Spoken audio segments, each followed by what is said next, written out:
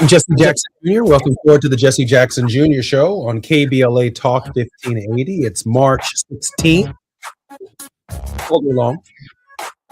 From one end of America to the other. And around the world. Tomorrow, St. Patrick's Day, officially. The day St. Patrick's holiday is normally celebrated. Usually it's in Chicago. Somehow, most of my life, I feel like it's fallen on a Saturday. But tomorrow. It falls on a Tuesday, and it happens to coincide with Election Day. And there's a lot of stuff on the ballot, a lot of interesting people on the ballot in the state of Illinois, and I happen to be one of them. So we'll find out what the outcome of that process will be tomorrow. I do want to say this about Democratic primary processes. The Democratic primary process is for determining in any given jurisdiction the direction of the Democratic Party. In the general election, it's usually a contest, Democrat versus Republican. And in that particular context, you will hear more beyond the primary processes about Donald Trump, about what's taking place in Congress, about the tenor, tone, and the direction of the nation.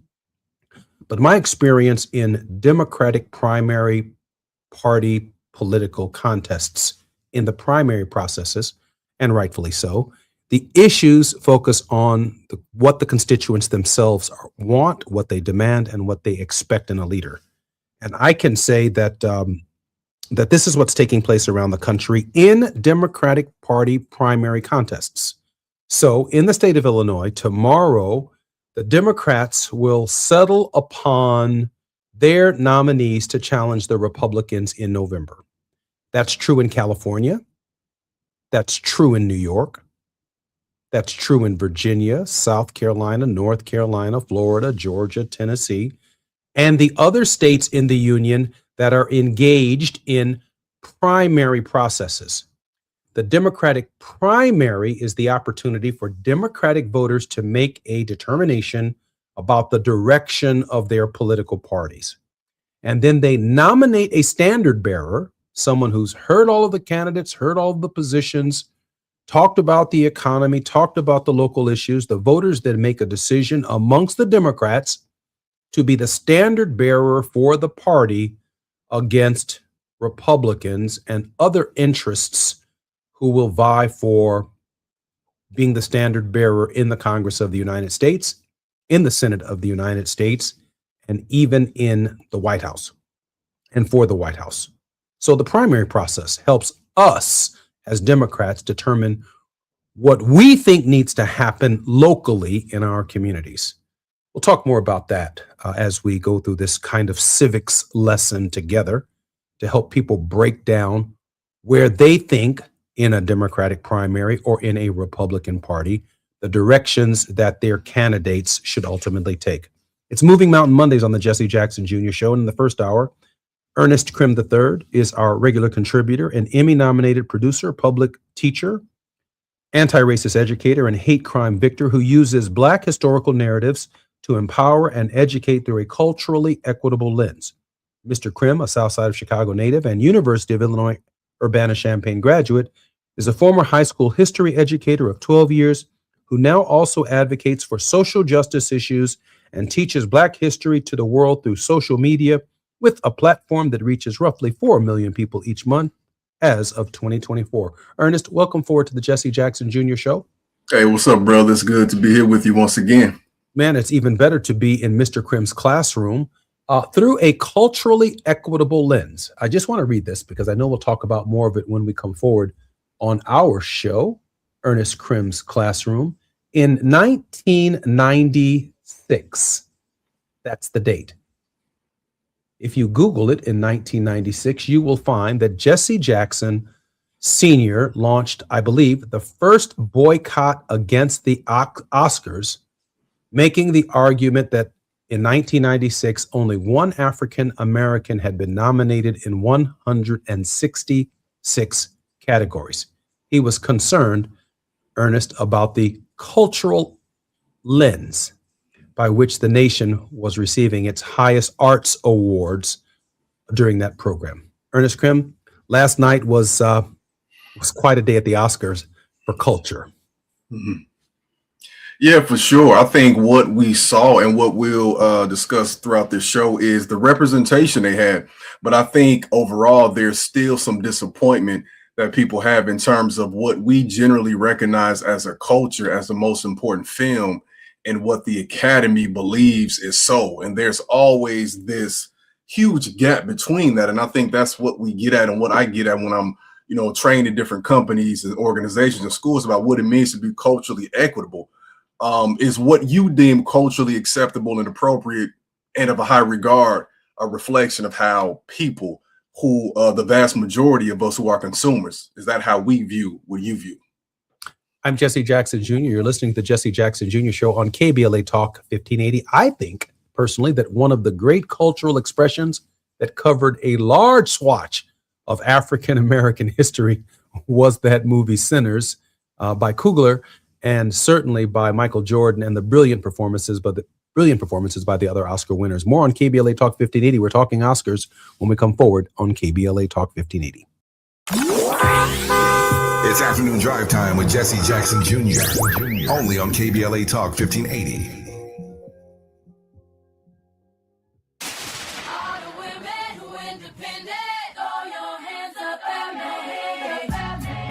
This March, we're turning up the volume on the women who changed everything. KBLA Talk 1580 is proud to celebrate Women's History Month, honoring the trailblazers, truth tellers, and game changers who shaped our world, our culture, and our community. From the freedom fighters to the firsts, from the boardroom to the front lines, from the unsung to the unforgettable, all month long, we're celebrating the stories, the voices, and the conversations that remind us that women, Black women, have always led the way.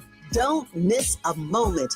This is our moment. This is our story. Stay tuned to KBLA Talk 1580, Los Angeles' home for the conversations that matter. I'm your girl, you're my girl, we're your girls. Won't you know that we love you? Febreze. New Febreze Air Mist has 50% more odor fighters and up to 30% more fragrance than the old formula. So now you can take on 100% more stinky odors, like sweaty gym bags, greasy cooking smells, and the after effects of the dog rolling around in something. Just spray, and new Febreze Air instantly restores just clean freshness. Smell you later, odor. Breathe happy, Febreze, la la la la la. If you love to travel, Capital One has a rewards credit card that's perfect for you. With the Capital One Venture X card, you earn unlimited double miles on everything you buy.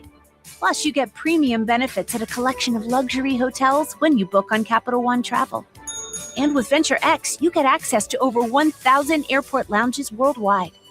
Open up a world of travel possibilities with the Capital One Venture X card. What's in your wallet? Terms apply. Lounge access is subject to change. See CapitalOne.com for details. Warning, evacuation in progress. Leave the building. It's a total takeover. That's what I want. On Friday, March 27th, KBLA Talk 1580 belongs to the women. Are you ready? All day long, from 6 in the morning to midnight, the mic belongs to powerful, accomplished women, and we are not letting go. Nothing but the voices of women who inspire, challenge, and move us forward. It's the women of KBLA Talk 1580, sun up to sundown. I'm Dominique DePrima, and I'll anchor the day with a 3-hour live panel from 6 a.m. to 9 a.m. on the state of Black women in LA, followed by women talking to women all day long about the issues that matter most. Our hosts for the day include Jill Monroe, Adrian Shropshire, Dr. Melina Abdullah, Angela Reddick Wright, Raquel Graham, Angelique Francis, Tasha Thomas, Dr. Shalonda Crawford, Dion Raymond, and featuring special guest hosts Santita Jackson and Amanda Seals. This is Women's History Month, and we're not just celebrating it, we're amplifying it. Join us Friday, March 27th on KBLA Talk 1580, where women take over all day, all night. Stay tuned to KBLA Talk 1580 and all of our socials for the rundown. You don't want to miss a single word. And happy Women's History Month from all of us at KBLA Talk 1580. To my ladies, I'll show you how to work that. You are the bomb. Now back to more of Jesse Jackson Jr. on KBLA Talk 1580. The Jesse Jackson Jr. Show. The Jesse Jackson Jr. Show. The Jesse Jackson Jr. Show. The Jesse Jackson Jr. Show. King Quality, drop the beat. Come on and talk with me. Come Come on and listen to me. Come on and talk with me. Come on and listen to me. KBLA Talk 1580. I'm Jesse Jackson Jr. Welcome forward to Mr. Krim's Classroom on the Jesse Jackson Jr. Show. In 1996, Ernest, Reverend Jesse Jackson led a protest boycott of the 68th Academy Awards, arguing that the lack of diversity, hint, hint, hint, diversity, equity, and inclusion, among nominees, only one black nominee out of 166, reflected systemic race exclusion and cultural violence in Hollywood. He called for the protests at ABC affiliates and encouraged wearing red and rainbow ribbons to demand representation for people of color. The protest was met with limited turnout and criticized by some as a non-event or a box office flop at the time, notes the New Republic. However, it is now viewed as an early prescient effort to tackle the same issues addressed by the hashtag Oscars So White campaign in 2015 and 2016, according to the Chicago Sun-Times. Jackson's actions were rooted in a long history of boycotts for civil rights, was aimed at increasing the presence of black professionals in front of and behind the camera, explains WBEZ in the city of Chicago.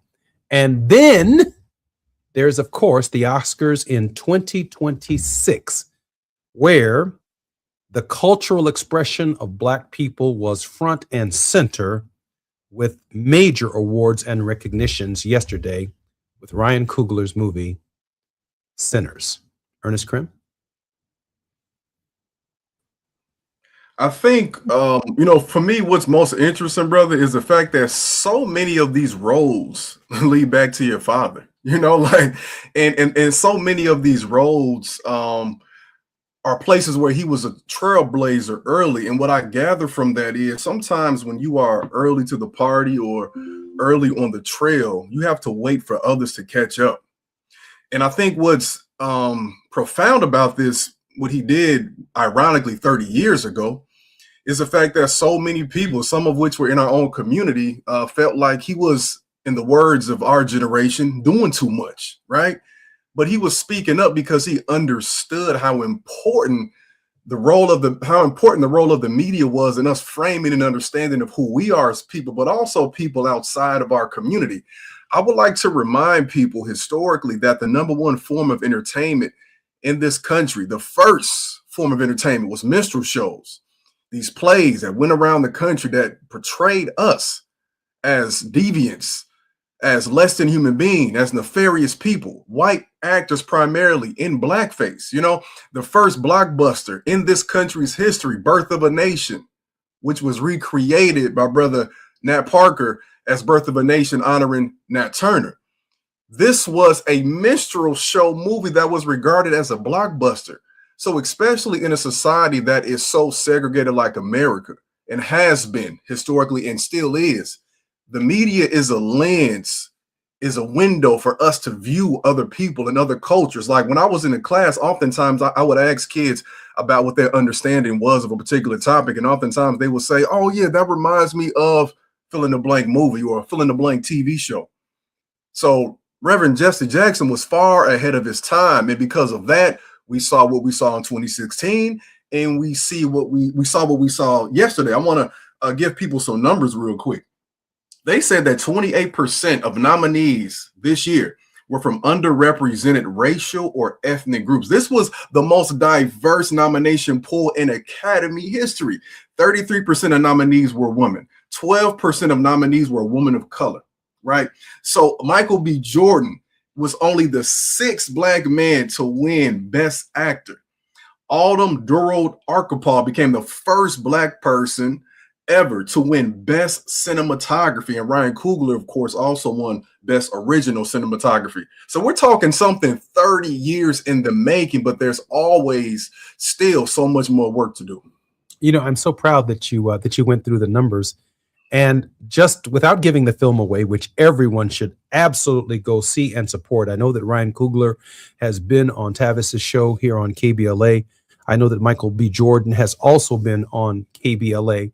What was so fascinating about this horror film is it is set in Jim Crow, which, as you know, Ernest, was a horror of a period for African Americans. So you had a horror film within a horror reality that was so cinematographically spectacular that not only does it cover the dynamics of Jim Crow, beginning, of course, at a train station and the two twin brothers, both opposite sides of the railroad tracks, if you will, and then this magnificent expression in a juke joint of the history of African American music and its influence from the Caribbean, from Native Americans, from Asian influences.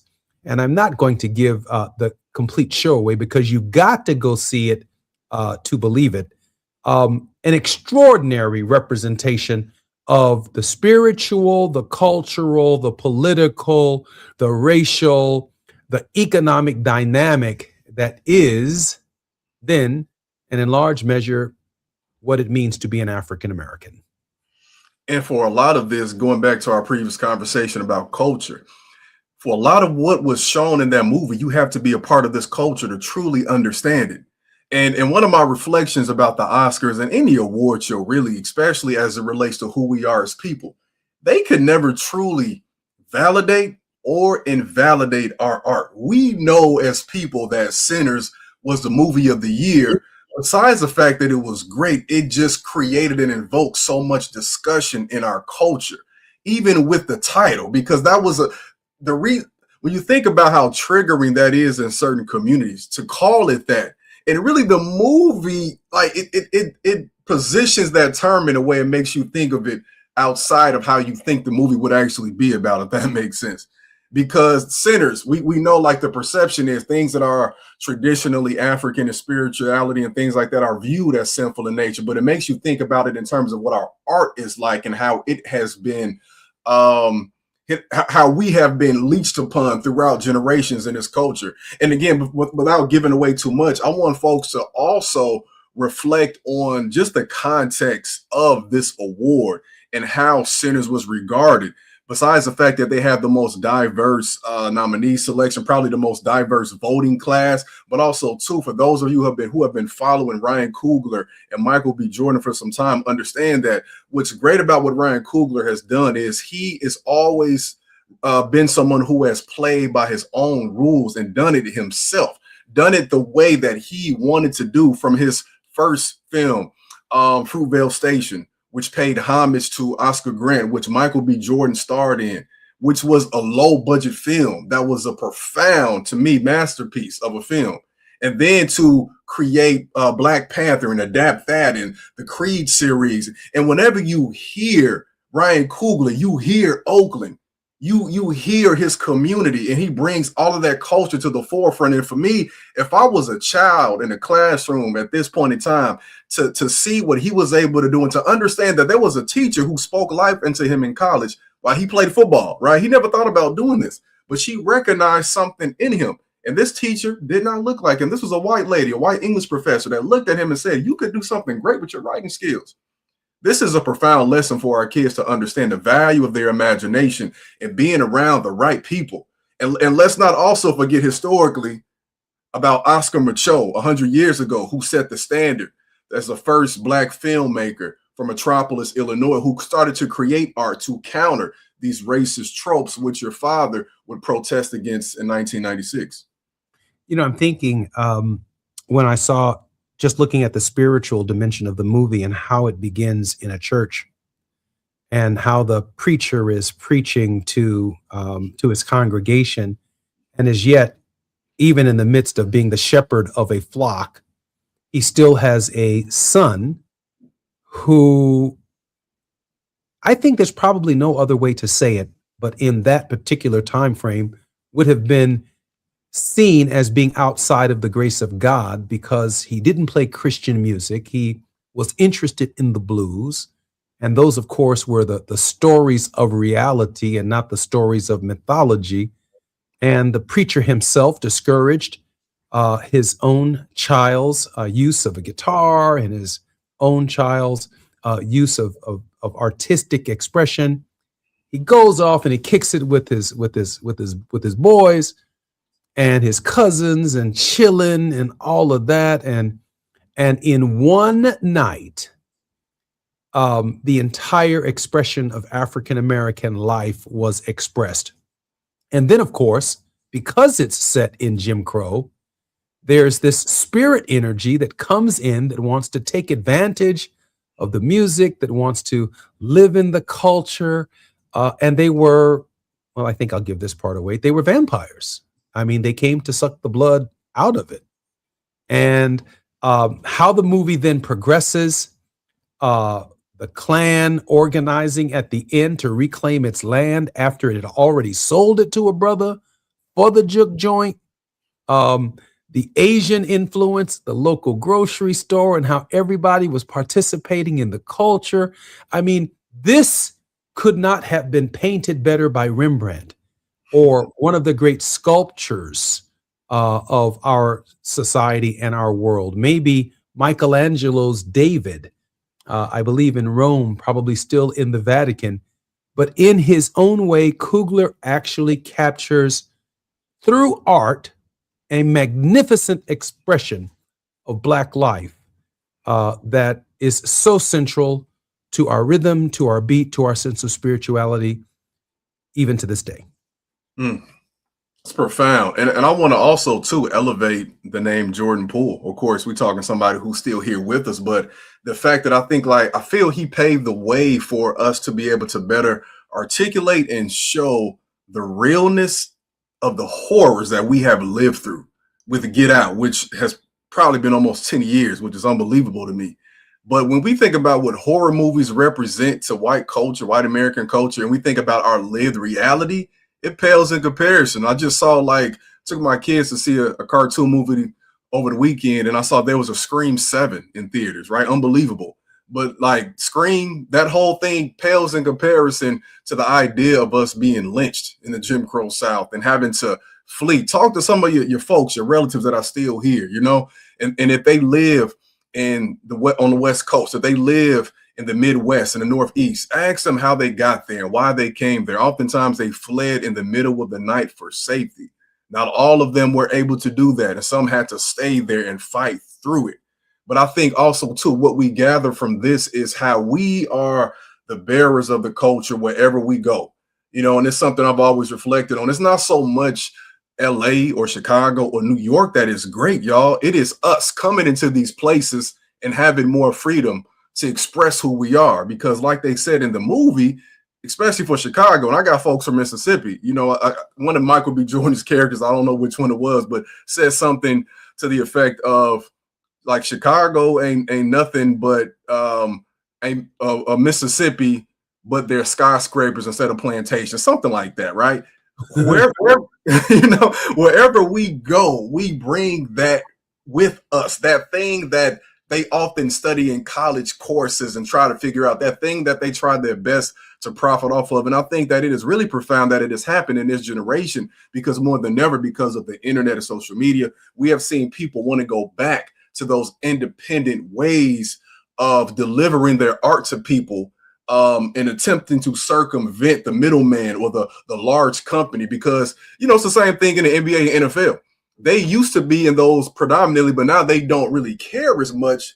And that's only because they own most of it. They own the teams. They own the media airways. So they say, yeah, you can have that as long as we get to own everything that you do. But what happens when we decide to take it all back and save it for ourselves? I'm thinking in this moment, I was trying to compare between culturally impactful Oscar-nominated movies that ultimately won the Oscar.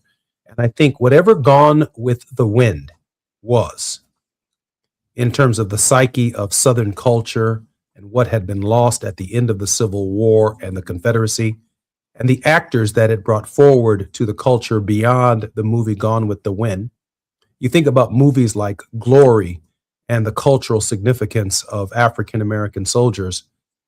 But in my recollection, and I'm only 61 years old, and I've only been paying attention to this for a minute, Sinners, by far, I think, digs deeper into the culture than any movie I've ever seen.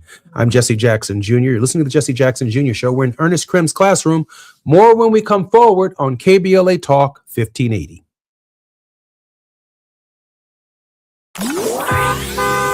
It's Afternoon Drive Time with Jesse Jackson Jr. Only on KBLA Talk 1580.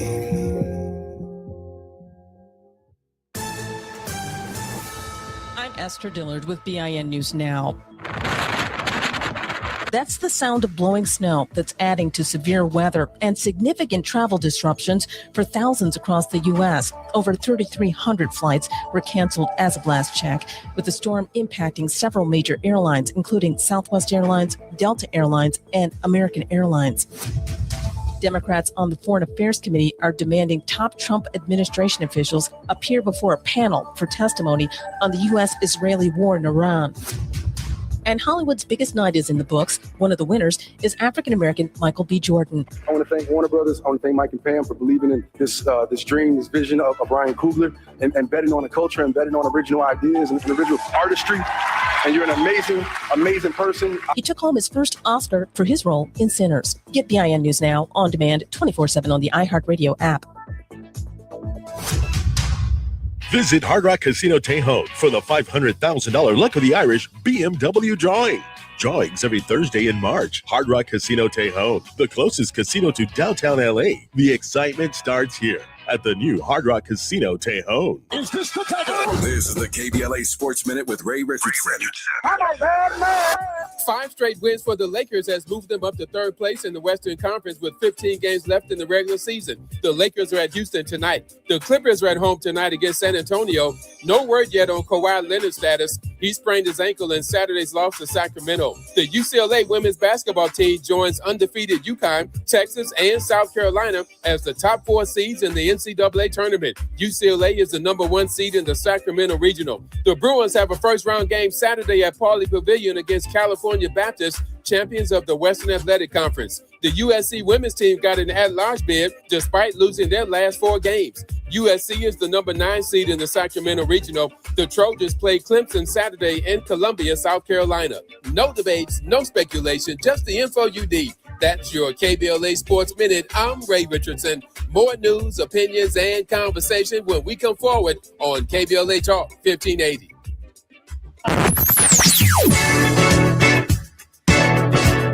Whoa, whoa.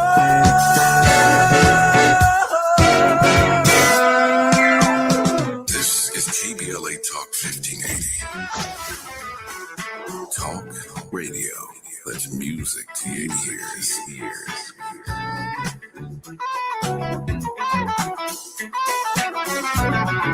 We're unapologetically progressive. KBLA Talk 1580. We've got a lot to talk about. I'm Reverend Gerald, the life coach. Is someone you love struggling with addiction and mental illness? Is improving your family's health important? Want to leave a legacy that your family can grow? Are you ready to enhance your perception of life experiences? Then wake up weekends at 7 a.m. with Urban Family Focus and get the wisdom, opportunity, resources, and motivation to live your best life. Join the conversation on Urban Family Focus Saturday and Sunday at 7 a.m. Unapologetically progressive. KBLA Talk 1580. We've got your black. My name is Tyrone Owens, and this is my home for 23 years that burned in the fire. Me and my wife, Charlene, we had this whole yard decorated every year. This was the house that sparkled throughout the entire neighborhood on all the holidays. It's a community that will never be the same due to the negligence of a utility company. So I am pretty upset about that. We were nowhere near being able to rebuild with our insurance. It's going to cost $1 million to put your house back up. I want to get back to that point where we were before the fire. I'm starting to get emotional, but I'll work through it. LA Fire Justice has been wonderful for us. They're just caring people. We have all faith in them. Big ups to LA Fire Justice, who's given us hope to rebuild 100%. Advertisement. Douglas Foxer, 221 East Walnut Street, Suite 100, Pasadena, California, 91101 is the attorney responsible for this ad. LA Fire Justice is proud to sponsor Conversation Live, Altadena Rising with James Farr on KBLA Talk 1580. Hi, I'm Dominique DePrima, KBLA Talk 1580 host and African Focus Incorporated cultural ambassador. You probably know by now that every year our two organizations team up to lead a trip to the motherland. This June will be our 8th African Focus Trailblazers Tour, and it's not too late to join us. But if you've been thinking of going with us, now is the time to sign on before prices go up. Our current deadline is March 20th. Join us as we travel to a country widely considered one of Africa's most underrated destinations, Zambia, home to the towering Victoria Falls and the bustling capital city, Lusaka. Enjoy a visit to Botswana, known for its pristine natural beauty and stunning Southern African wildlife. We travel in comfort with luxury accommodations, a variety of fun activities, and delicious dining. We do service with charitable work at a school and an orphanage, and we expand our horizons with cultural and historical excursions. To sign up now before our March 20th deadline, please call African Focus Incorporated at 310-676-7300. That's 310-676-7300. Or check out africanfocus.org. Whether it's in the community or traveling the globe, we move as family. African Focus and KBLA Talk 1580. Let's go.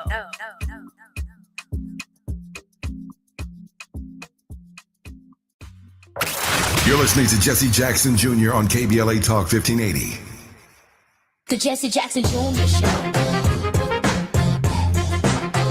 The Jesse Jackson Jr. Show. The Jesse Jackson Jr. Show. The Jesse Jackson Jr. Show. King Volley, drop the beat. Come on and talk with me. Come on and listen to me. Come on and talk with me. Come on and listen to me. KBLA Talk 1580. Download the app.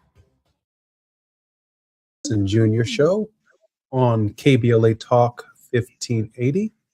I want to thank some of our listeners, Paula Weber and Nam Soo Hyung, my martial arts instructor, Sharton Davis, for listening in and joining us online on the Jesse Jackson Jr. Show. Also, Linda Taylor and William Payton, thank you for joining the Jesse Jackson Jr. Show. You're on with Mr. Ernest Krim in Ernest Krim's classroom. Welcome forward to the Jesse Jackson Jr. Show, Ernest. Thanks again for having me, brother. Ernest, I'd like to pivot for a moment because I was watching the news earlier today, and President Donald Trump was having a press conference. And in that press conference, he was talking about the Strait of Hormuz. He was talking about the conflict in Iran. And it is a war. It is not a conflict in Iran, but he is being somewhat strategic in allowing the infrastructure to remain intact for the world's oil supply. And on the 5 and the 10 in Los Angeles, if you're listening to me today, soon we'll be looking at $4+ a gallon of gas in the city of Chicago. And some have even suggested that gas could become as high as $7 a gallon, which would impact every Uber driver. It would impact every flight that we catch to and from any location in the United States and around the world. And it seems to me when I heard comments from the President of the United States yesterday that he can stop this war anytime he wants to. That seems to me that we have a war that's taking place, one, without a mission, but we also have a war that is taking place without a method. There is no conflict that can move forward without a mission and a method. It seems that Donald Trump is cherry picking and conducting this war without any strategic advice. The consequences for us on issues of affordability, like the cost of everything that comes from petroleum, plastics, styrofoam, car tires, that the consequences are overwhelmingly and very soon going to be felt by the American people. Mr. Krim. I think what illustrates this disaster the most is something that's very personal to me. I came across this weekend. I found out from a former colleague and friend who used to do a mentoring program at my former school that a student who was a highly intelligent, artistic student who I think wanted to study to become an engineer, She was at an HBCU for a year, and we're talking within the last 4 years or so. Had a very high GPA, but was not able to afford the school. She did not have enough money, had a lot of issues going on back home. So she came back home for a few years, and we just found out recently that she enrolled in the military. And I say that in a somber tone, not to disparage those who are signing up to serve our country, but because this was not her first option.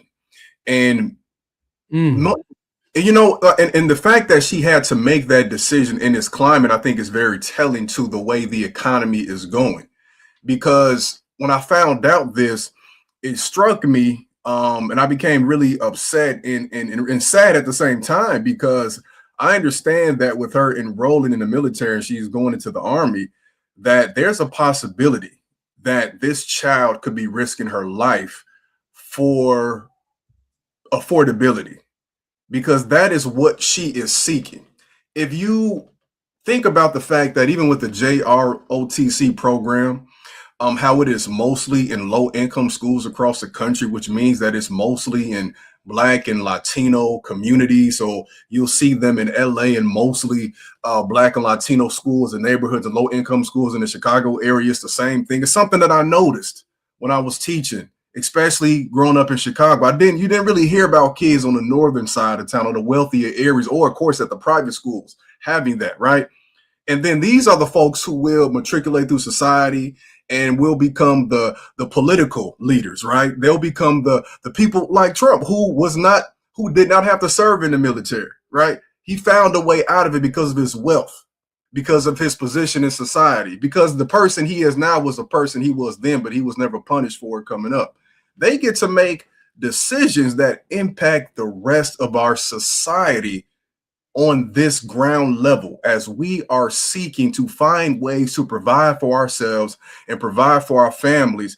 There is so much happening now. And I think about the intelligence that this young lady has that would fit into the growing technological society that we are seeing expand before our eyes. But in this world, we have a president who is willing to risk it all. He said, and I quote, right about a week or so ago, yeah, a lot of people are going to die, and some. And there is not a concern in the world, because he would much rather keep us all distracted and dependent on him too, especially, y'all, as we approach this election season, because I don't think there's any mistake on how this is all unfolding, with the primaries across the country happening in Illinois tomorrow and various other places throughout this month, leading up to November. Because what I have learned growing up is this is often a way for a politician, for a president, to gain support, because who's going to be who? This is a way you galvanize people, right? This is to him. This is how you get people on one accord, because if we are fighting someone who he portrays as our enemy, then how could you be against him, right? You know, I want to pick up on that first point that you raised about the young lady who is driven to the option of joining the military on questions of affordability. At least there are guaranteed benefits. There's some guaranteed health care.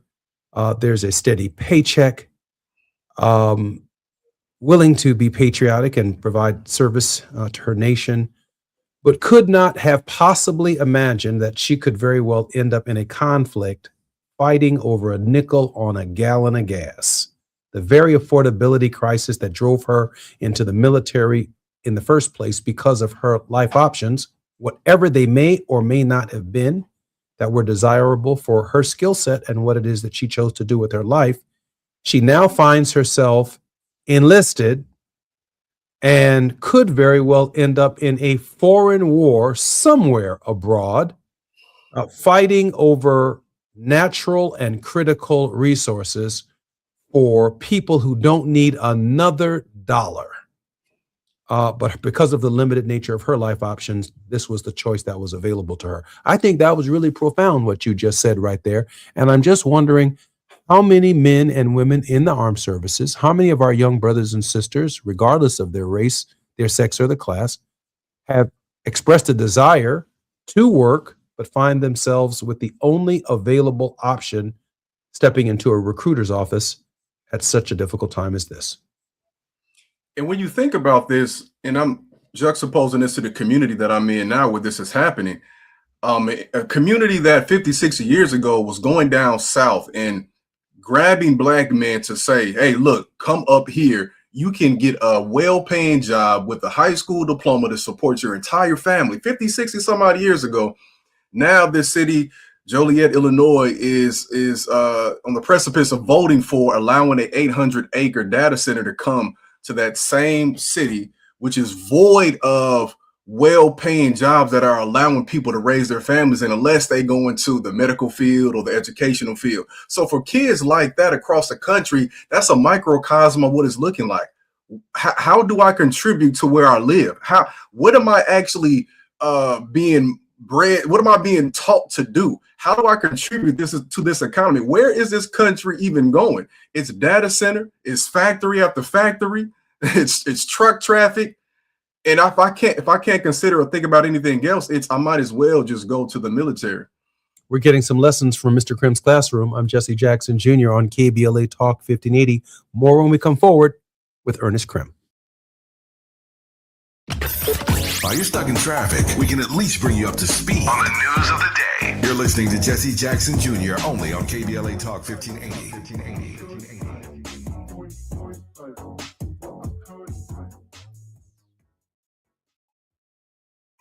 He's the son of a school teacher and Navy veteran who built a company worth billions and walked away from it. Tom Steyer, pledging to give away half of everything he earned to charity and fight for Californians. So when out-of-state corporations weren't paying their fair share of taxes, Tom Steyer led the fight for Prop 39 and won, earning California billions of dollars for our schools. Tom took on Big Oil to stop them polluting our air and water and smash them. Tom fought for free school lunches so no child goes hungry. Tom Steyer, strong enough to take on the special interests crushing us with the cost of living. As governor, Tom will stop Wall Street from buying up middle-class homes, lower utility rates by 25%, and ban corporate PAC money from our politics. Other politicians talk. Tom Steyer gets it done. Ad paid for by Steyer for Governor 2026. You are the architect of your own legacy, but you don't have to build it alone. I'm Lisanne Basquiat, a board-certified NLP expert and legacy healing strategist. I've built the Shaping Freedom platform to give you the exact tools you need to evolve. From my signature podcast and Lounging with Lisanne meditations to our intentional candles and journals. Stop living on autopilot. Visit shapingfreedom.com to access the teachings and tools you deserve for you and your family. Your evolution begins at shapingfreedom.com.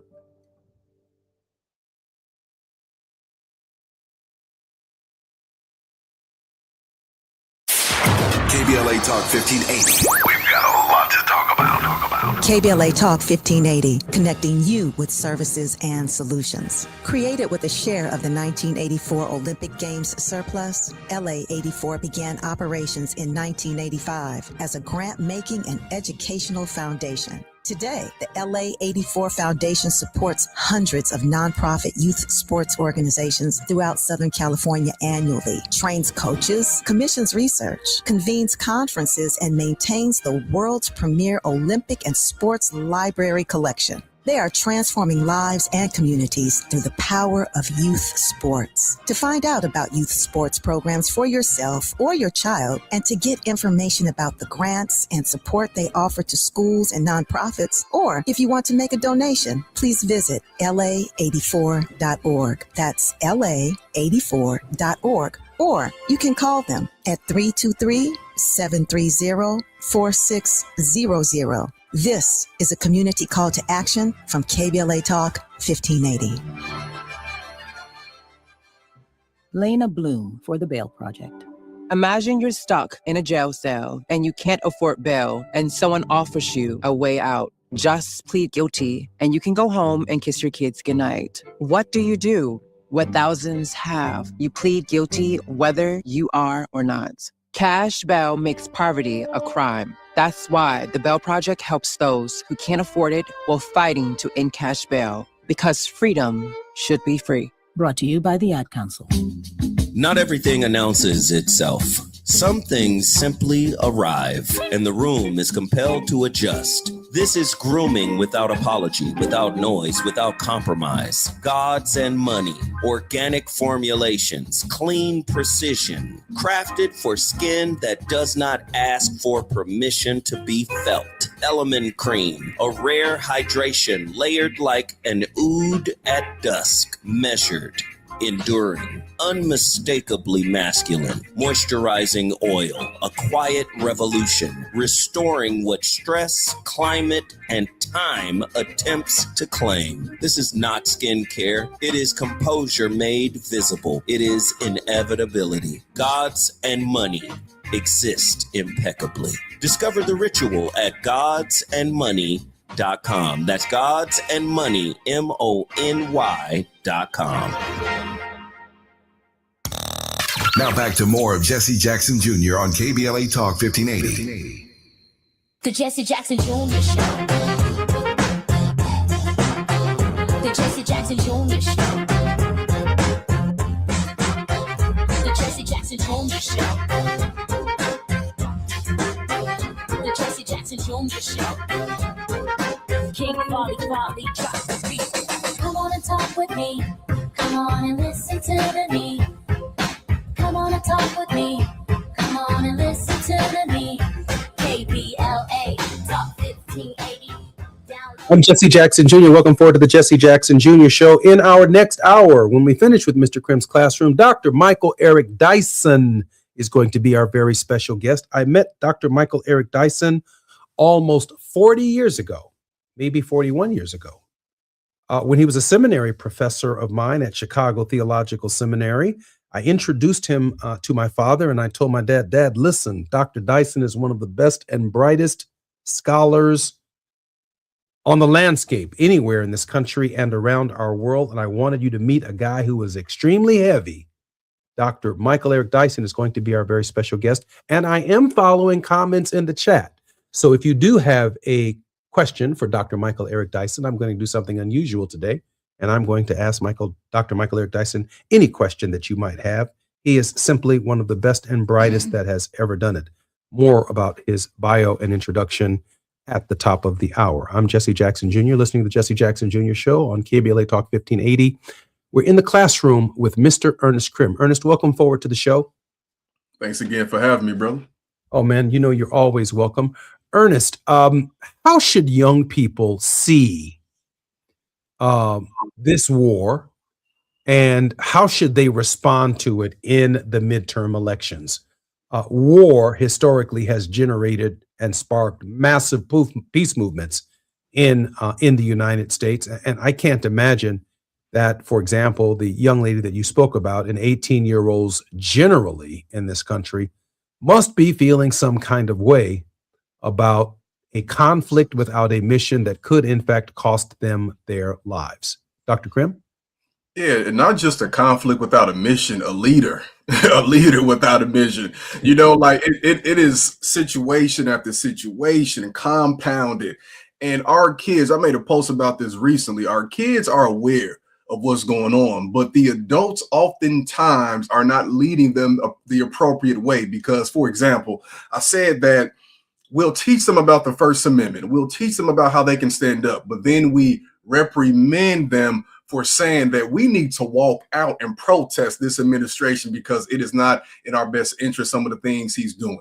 We have to cultivate our children during this time, and we have to really, I'm a strong advocate of recruiting those leaders who we can see have a particular political orientation in how they carry themselves. And this shouldn't be that difficult, because in communities across the country, we'll pinpoint that young men and women because they're tall, because they're fast, and we'll sign them up for AAU, for basketball, football, track, whatever. And we'll say we want to hurry up and get them an NIL deal before middle school. But on the same side, we're not looking at our young scholars and saying that we should mold them in the same way. They see what's happening. They see what's going on. I want to even bring this up. You know, I saw this story, the stat that said that about 567,000 fewer Black men were recorded as employed between November 2025 and February 2026. And also, too, that over 700,000 Black women have lost their jobs since this administration began as a whole. We are telling our kids, and I'm speaking for myself, when I was in the class, the push was college, college, college. And I'm not saying it's not, but I bring that and raise that point because we have to begin to say for our kids. We cannot just tell them what they need to do next. We have to let them know what it's for and ask them what it could be for, because they see the issues happening now and they want to know and understand that what they are getting engaged in academically, scholarly, is a means to an end. Every generation, until we change course, is going to feel like the adults in the room have led them astray. And I cannot say that I disagree with them much because we have a lot of work to do. I am imagining that an 18-year-old is turning to their parents right now and asking them the question, why are we going to war in Iran? Why are we bombing schools? Why are we breaking up families? And what is this about? And there's probably not a single parent in this country who can give their children the same answer. It's truly unbelievable, especially to your previous point about how it trickles down and impacts us. And you think about folks who have to live check to check in this country, what the difference 30, 40 cents can make when you're pumping your gas, or if you have to fly for business and what that could mean for your companies when they have to downsize and make decisions. These are things. And if we look at what those unemployment numbers and how that is impacting us in our community, that is usually a sign of what's to come. And when we say those numbers, I want everybody to understand we ain't really just talking about Black men and Black women. We're talking about what's coming your way if something or someone, if some people don't intervene and speak up enough. To me, there's a clear decision when we are moving forward in November. We need a shift in power. We need to agitate within the Democratic Party to tell them and demand what we want as people. Otherwise, we'll keep getting the same things. But we have to change course. And we can't just do it for ourselves. We have to do it for our kids in the future as well. Now is definitely the time to have these discussions in Democratic primaries across our country. We must hold Democrats accountable. Ernest, we have a couple of minutes for your word of hope. Oh, my word of hope today would rest upon, I would say, going back to 1996 with the story you shared opening up. I don't think that many people were aware of the fact that, of course, there's a long list of things Reverend Jackson did throughout his life. But I want us to remember that during these times and any other time, that when you are doing what's right, it might not be popular in the moment, but you have to stand firm. When you are blazing a trail, y'all, you might be standing in that path alone or with a few people for quite some time, maybe even 20 years, maybe 30 years until they get it. But if you have wrestled with it, if you have prayed and meditated on it, and you know that it's for the better of your community, country, and world, then you have to hold fast. And you all know how I feel as an educator. We have to think about, with all of these lessons, all of these things that we discuss, what we can do in this immediate moment. Make sure you are voting in your local primaries. Make sure beyond that, we're preparing after the primaries for November. This does not mean that we just vote and we leave it alone. It means that we galvanize with people in our community. You all know that elections are coming up and we're in election season, but does your neighbor, does your friend, right? Does your brother or sister at church know? This is not just a vote every 2 years or 4 years thing. This is organizing and collectively galvanizing around political purposes. And y'all, not just on the federal level, but locally as well. Because do you know who your mayor is? Councilman, alderman. All of this matters and impacts us on a day-to-day basis, y'all. Do what's unpopular because you know it's right until it becomes popular. The midterm elections are upon us. And when we vote, we are voting for the direction, for those of us who are Democrats, we're voting for the direction of the Democratic Party. A Democratic primary is about voting for the direction of the Democratic Party. And then after the primary process, we go to the general election where we prepare to take on MAGA, take on Trump, and to take on the interests to which we have elected a standard bearer. Ernest, thank you very much for having us in your classroom today. Thanks again for having me, brother. I'll see you next week. Look forward to it. I'm Jesse Jackson Jr. You're listening to the Jesse Jackson Jr. Show. In the next hour, we have a full hour with Dr. Michael Eric Dyson. More when we come forward on KBLA Talk 1580. KBLA 1580 Santa Monica. I'm Esther Dillard with BIN News Now. That's the sound of blowing snow that's adding to severe weather and significant travel disruptions for thousands across the U.S. Over 3,300 flights were canceled as of last check, with the storm impacting several major airlines, including Southwest Airlines, Delta Airlines, and American Airlines. Democrats on the Foreign Affairs Committee are demanding top Trump administration officials appear before a panel for testimony on the U.S.-Israeli war in Iran. And Hollywood's biggest night is in the books. One of the winners is African-American Michael B. Jordan. I want to thank Warner Brothers. I want to thank Mike and Pam for believing in this dream, this vision of Ryan Coogler, and betting on the culture and betting on original ideas and original artistry. And you're an amazing person. He took home his first Oscar for his role in Sinners. Get BIN News Now on demand 24/7 on the iHeartRadio app. Visit Hard Rock Casino Tejon for the $500,000 Luck of the Irish BMW drawing. Drawings every Thursday in March. Hard Rock Casino Tejon, the closest casino to downtown LA. The excitement starts here at the new Hard Rock Casino Tejon. This is the KBLA Sports Minute with Ray Richardson. I'm a bad man. 5 straight wins for the Lakers has moved them up to third place in the Western Conference with 15 games left in the regular season. The Lakers are at Houston tonight. The Clippers are at home tonight against San Antonio. No word yet on Kawhi Leonard's status. He sprained his ankle in Saturday's loss to Sacramento. The UCLA women's basketball team joins undefeated UConn, Texas, and South Carolina as the top 4 seeds in the NCAA tournament. UCLA is the number 1 seed in the Sacramento Regional. The Bruins have a first-round game Saturday at Pauley Pavilion against California Baptist, champions of the Western Athletic Conference. The USC women's team got an at-large bid despite losing their last 4 games. USC is the number 9 seed in the Sacramento Regional. The Trojans play Clemson Saturday in Columbia, South Carolina. No debates, no speculation, just the info you need. That's your KBLA Sports Minute. I'm Ray Richardson. More news, opinions, and conversation when we come forward on KBLA Talk 1580.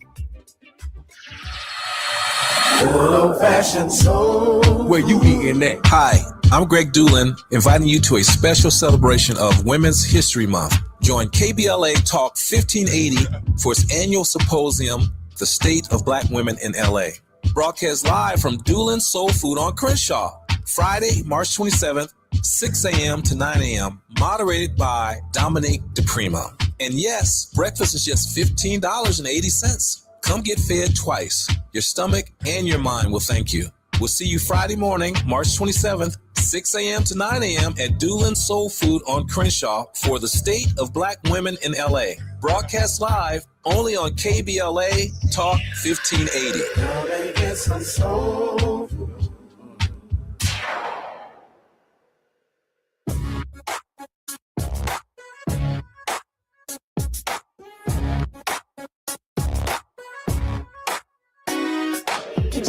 Jackson Jr. Show. The Jesse Jackson Jr. Show. The Jesse Jackson Jr. Show. The Jesse Jackson Jr. Show. Come on and talk with me. Come on and listen to me. Come on and talk with me. Come on and listen to me. KBLA Talk 1580. Download the app. Jesse Jackson Jr., welcome forward to the Jesse Jackson Jr. Show on KBLA Talk 1580. I'm humbled. I am excited that my professor is joining us. The Jesse Jackson Jr. Show, a man who really needs no introduction, but I am going to take my time and give him just that. Dr. Michael Eric Dyson is a distinguished professor, gifted writer, prominent media personality. He's taught at some of the nation's most prestigious universities, including Princeton, Brown, and Georgetown, and is currently Distinguished University Professor at Vanderbilt University. Dr. Dyson has authored over 25 books, including 7 New York Times bestsellers. He has won numerous awards for his literary achievements, including the 2020 Langston Hughes Medal, the American Book Award, and 2 NAACP Image Awards. In addition to his academic and writing pursuits, Dr. Dyson is also a leading public intellectual known for his thought-provoking insights on race, social justice, and contemporary culture. His books on figures such as Martin Luther King Jr., Malcolm X, and Barack Obama have garnered widespread acclaim and sparked important conversations about race in America. Dr. Michael Eric Dyson, welcome forward to the Jesse Jackson Jr. Show. My friend, it's always great to hang out with my star student, and it's great to be on your radio show today in such an urgent and necessary time as this. You know, I appreciate that, Dr. Dyson, and thank you very much recently for joining me on the birthday edition of the Jesse Jackson Jr. Show. Very surprising, and I was so honored that you were here. Dr. Dyson, before we get to some of the critical issues that are urgent in this hour, and I'm, of course, when we come forward after the break, give you great latitude to determine and share with our viewers and listeners what those issues are. Dr. Dyson, an amazing event last night at the Oscars, a movie that actually covered significantly the real estate of African Americans during the period of Jim Crow. And Coogler digs a little bit deeper, even into the cultural aspect in that juke joint scene. Dr. Dyson, the significance of Sinners against the backdrop of this culturally very difficult and discerning period. Michael Eric Dyson. Yes, sir. So eloquently stated. And you're absolutely right. I just taught my class today on Beyonce, and we're focusing on Lemonade, that album, and the relationship in a feminist, viewpoint between the blues as legacy, as condition, as circumstance, and the conjure of the spirit evoked in Black female spirituality. So when we talk about the blues, we're talking about more than Bobby Blue Bland, though that's important, or B.B. King or Coco Taylor. We're speaking about a worldview where both the trauma and tragedy of Black America are juxtaposed to the humor and the resistance of our spirits, because the blues is a direct descendant of the spirituals in our tradition. And for Ryan Coogler to have an original screenplay, and he won the Oscar for that. I wish he would have won for both directing and the movie, but that's another story.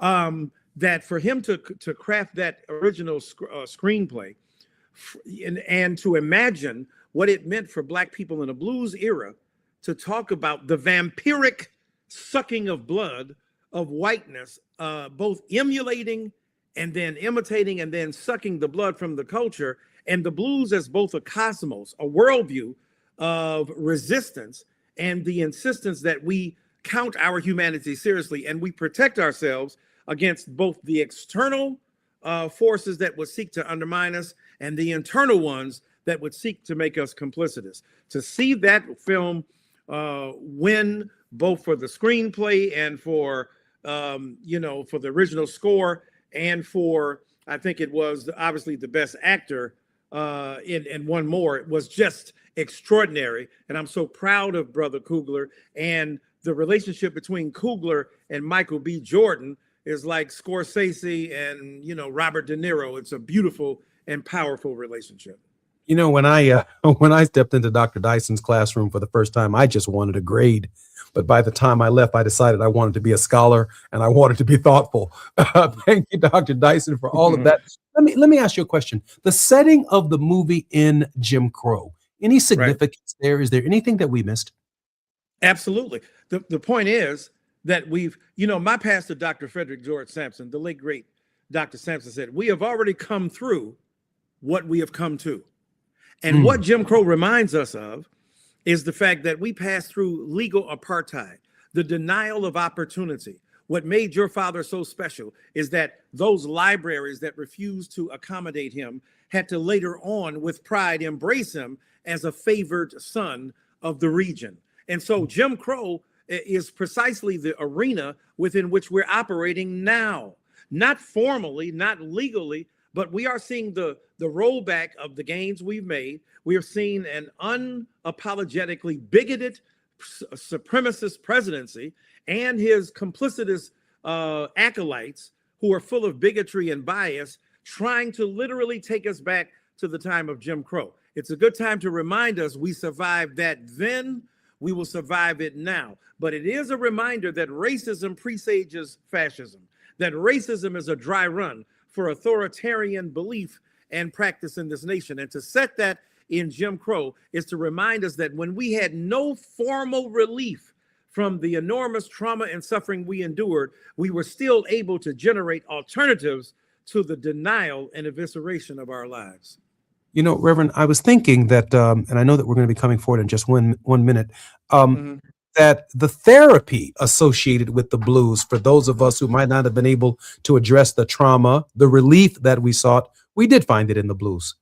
Absolutely. I mean, been down so long, down, look up to me, right? The sense of history. Denise LaSalle, hey, lady, your husband is cheating on us. Oh, wait a minute. Oh, catch that. I'm cheating with him, but he's cheating on both of us, right? So the blues allowed the comedic intensity of Black response to trauma. Yo daddy had that gallows humor. Martin Luther King Jr. had that gallows humor. The blues are replete with that gallows humor, that in the midst of the hate and the harm we confront, we are able to combat that with a sense of joie de vivre, a sense of joy, and a sense of humor that is sometimes macabre to some, but it allows us to reclaim our humanity and to say, you will not roll us over, that we will reclaim our agency. No one can do it better than the Honorable Dr. Michael Eric Dyson, one of the best and brightest that our community has ever produced. More on KBLA Talk 1580 when we come forward with Dr. Dyson. It's afternoon drive time with Jesse Jackson Jr. Only on KBLA Talk 1580. All the women who independent, throw your hands up at me. This March, we're turning up the volume on the women who changed everything. KBLA Talk 1580 is proud to celebrate Women's History Month, honoring the trailblazers, truth tellers, and game changers who shaped our world, our culture, and our community. From the freedom fighters to the firsts, from the boardroom to the front lines, from the unsung to the unforgettable, all month long, we're celebrating the stories, the voices, and the conversations that remind us that women, Black women, have always led the way. Don't miss a moment.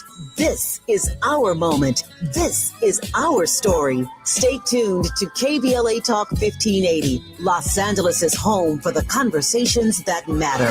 I'm your girl, you're my girl, we're your girls. Won't you know that we love you? Febreze. New Febreze Air Mist has 50% more odor fighters and up to 30% more fragrance than the old formula. So now you can take on 100% more stinky odors, like sweaty gym bags, greasy cooking smells, and the after effects of the dog rolling around in something. Just spray, and new Febreze Air instantly restores just clean freshness. Smell you later, odor. Breathe happy, Febreze, la la la la la. If you love to travel, Capital One has a rewards credit card that's perfect for you. With the Capital One Venture X card, you earn unlimited double miles on everything you buy. Plus, you get premium benefits at a collection of luxury hotels when you book on Capital One Travel. And with Venture X, you get access to over 1,000 airport lounges worldwide. Open up a world of travel possibilities with the Capital One Venture X card. What's in your wallet?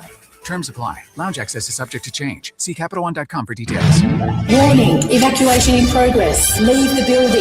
It's a total takeover. That's what I want. On Friday, March 27th, KBLA Talk 1580 belongs to the women. Are you ready? All day long, from 6 in the morning to midnight, the mic belongs to powerful, accomplished women, and we are not letting go. Nothing but the voices of women who inspire, challenge, and move us forward. It's the women of KBLA Talk 1580, sun up to sundown. I'm Dominique DePrima, and I'll anchor the day with a 3-hour live panel from 6 a.m. to 9 a.m. on the state of Black women in LA, followed by women talking to women all day long about the issues that matter most.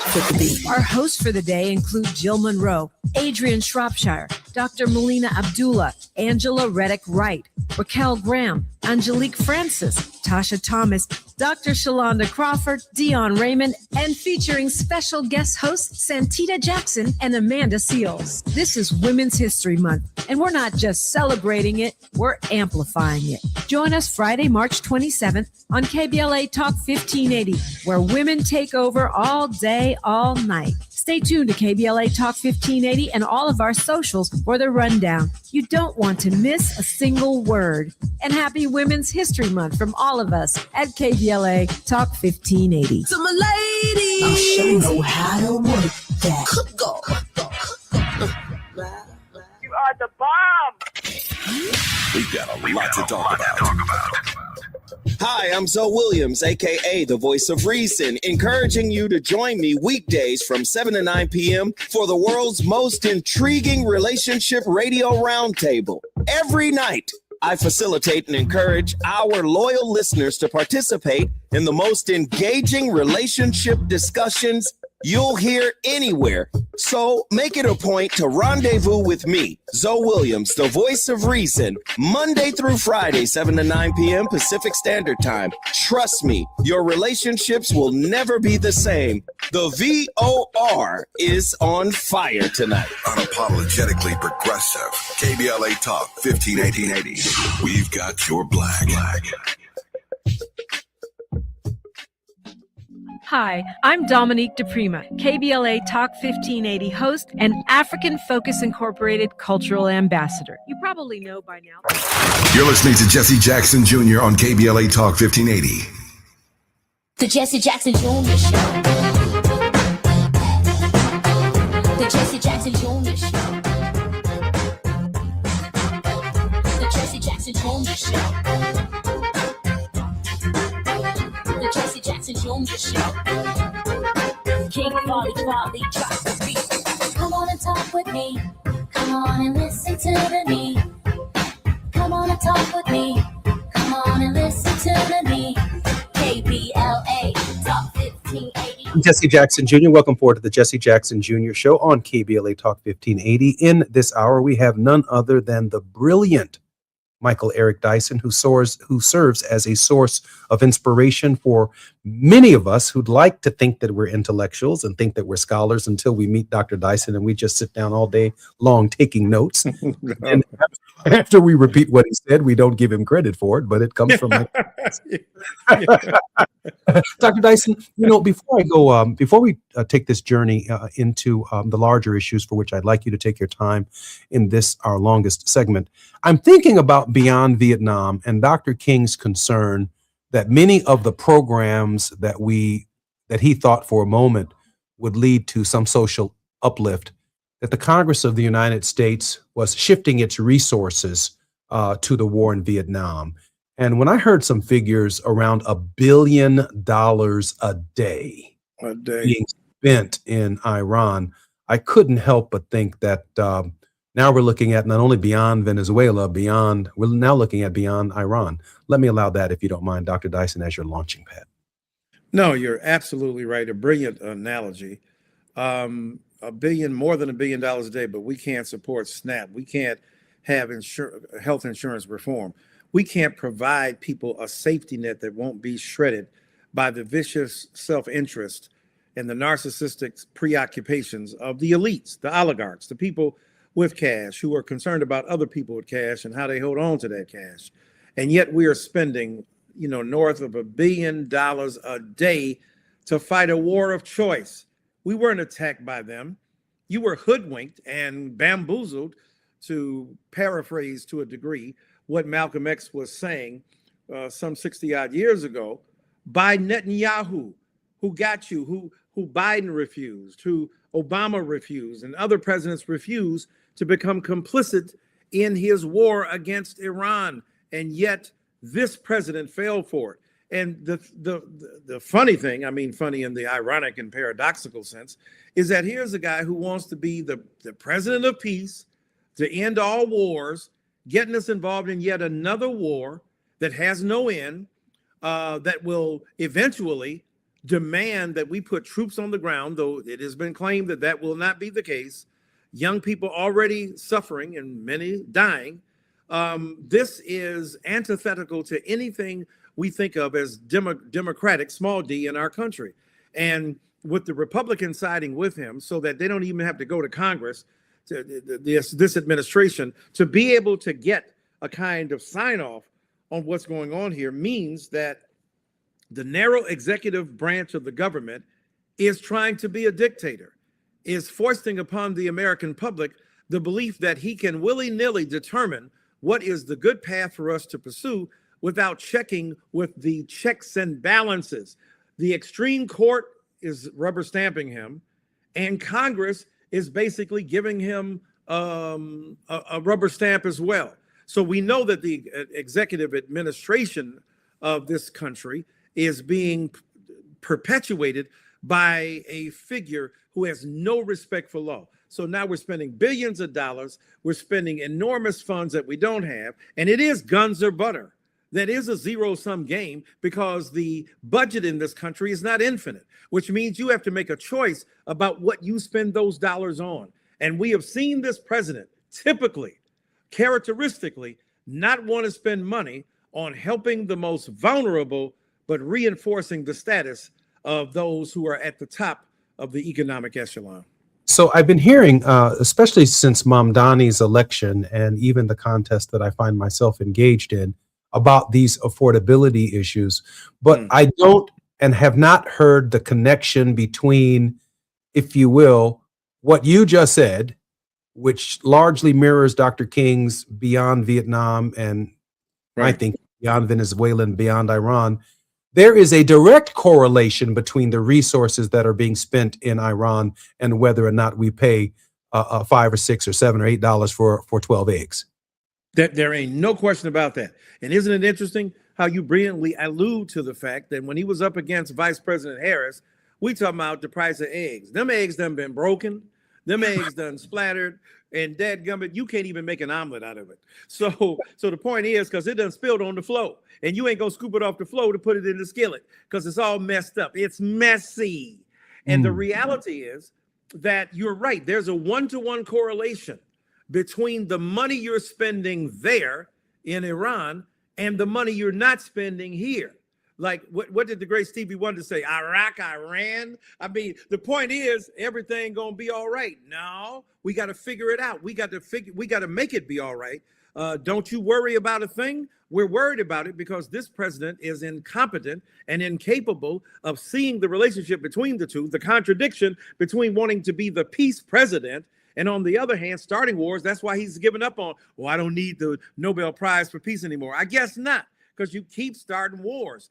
And those who were concerned about the price of eggs, or now what gas is certainly going to cost you at the pump, have to point out the contradictions.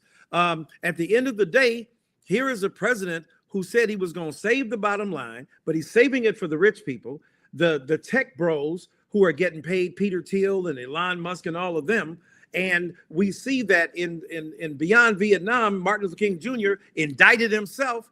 He said, you wouldn't have found my name on America's most heroic figures and the greatest people to lead us, but I had to come to the point where I had to speak out because silence was complicity. And we need the same kind of refusal to become complicitous in this government when all the money we're spending that we're supposed to be saving is now we're being short shrifted.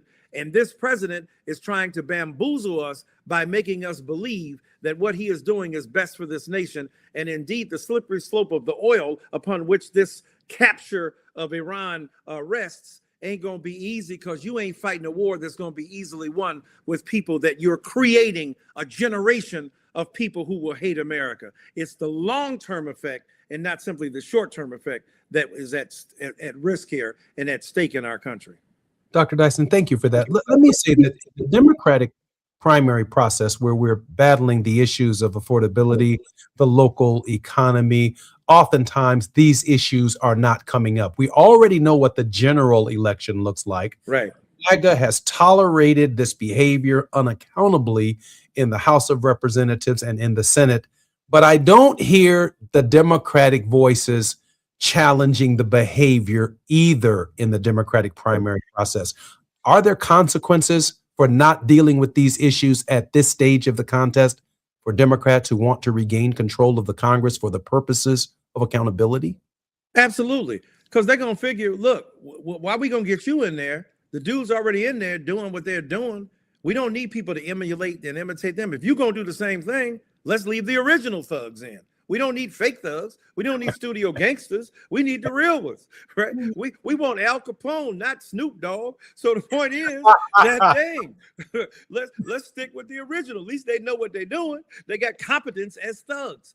We are spineless. We are feckless, visionless, and voiceless. Why don't we speak up and out? We've got to tell the truth. I'm here in Tennessee, bro. They trying to pass bills to literally have the ability to execute women, to give them the death penalty for having an abortion. This is the madness and lunacy. Where are the Democrats speaking up and out? And as you say, in these primaries, where we too have to prove to the American people that we are worthy of your vote. Remember, to link what you said before to now, Lyndon Baines Johnson, LBJ, not LeBron James, y'all. I know y'all think LBJ has been playing for 23 years and now with the Lakers for 8 years. Not him. There's another guy who was an LBJ named Lyndon Baines Johnson. And he said, if you can prove to the poor white folk that they are as good as the black person, you can pick their pocket. He said, heck, if you prove they're greater than all the Negroes, then they'll pick their pockets for you. This is what we see. They are pulling their cash out and putting it on the table and saying, what can we do? Let me give up all my resources. And as Democrats, we have to be sensitive to those figures who are out here, even the MAGA people, even the people we find morally reprehensible because they sided with this president. They are desperate too. What programs and projects do we have for working people across the board? What can we prove our mettle by? By showing that we are willing to deal with affordability issues. This dude ain't helping you afford nothing. This dude is not making it possible for you to really have more money at the time you get paid and the ability to help your family. So we have to make the morally compelling argument that the very ideals that MAGA has put forth, they ain't living up to. And those who are Democrats say, we want to give you more of your check. We want to spread more of your resource out. We want more of y'all to be able to go to college. We want more of y'all to be able to afford things. Y'all don't snap more than us. So when you make these snap decisions, remember, it's poor white folk who are at stake as well. When we convince them of that, then I think we have a better chance to prevail. My experience has been thus far in this re-engagement in the process has been that the Voting Rights Act districts have this huge blue swath on the maps since the redistricting process, but they also have a large red area that is ever expanding because of challenges to the Voting Rights Act. And what I'm trying to glean from you, Professor, is what the language is that allows us to communicate effectively with our base and communicate with the MAGA base without being double jointed, having a different message in one sermon over here and a different sermon over here. Help me and help Democrats, if you might. I don't know anyone who knows the English language better than you. How do we do that with integrity? Yeah, I mean, first of all, it's a brilliant point. Your daddy was the master of this, that he could tell them stories. Like, let me tell you the story he told once, and I'm sure you've heard this story before. He said a chicken and an egg walking down the street, and they discussing, hey, let's make a contribution to breakfast. The chicken just had to give up the egg. The pig got to give up his, you know what, right? So this. That's the ham and egg. That's the ham and egg story.